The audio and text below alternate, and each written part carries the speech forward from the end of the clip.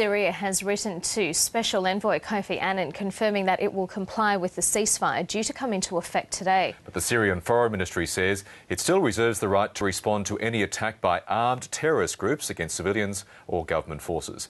Middle East correspondent Ann Barker reports.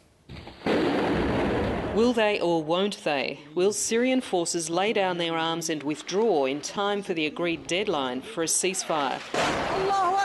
As shelling continued in key rebel areas, the Special Envoy Kofi Annan was still confident that Syria would respect the agreement. We have been in touch with them and have had positive answers from them, and have also approached governments with influence to ensure that all parties respect the ceasefire understandings and ensure that if everyone respects it, I think by 6 o'clock on Thursday the 12th, 6 o'clock in the morning on Thursday the 12th, we should see much improved situation on the ground. The UN and Arab League envoy was in Tehran, where Iranian authorities have given their support for his peace plan to end the year-long conflict. He says all depends on whether both sides agree to respect the deadline.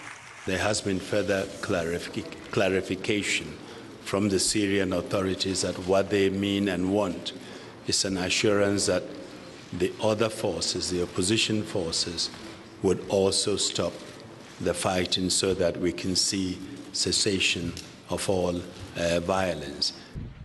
Syrian state television last night declared all military operations would end by 6 a.m, although with one crucial qualification, that the armed forces are first successful in combating the terror groups regularly blamed for the year-long violence.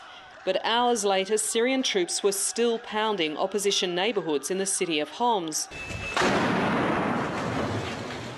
Heavy mortars continued to rain down, and as many as 100 people were reported dead across the country. Many Syrians are as sceptical as ever that the bloodshed will stop. The Syrian government has not obtained any written form of ceasefire guarantees from the opposition, nor has the opposition given any promise that they would not take the chance of government forces' withdrawal to attack. And if the ceasefire does fail, there's no knowing when or how this conflict will end. Ann Barker, ABC News.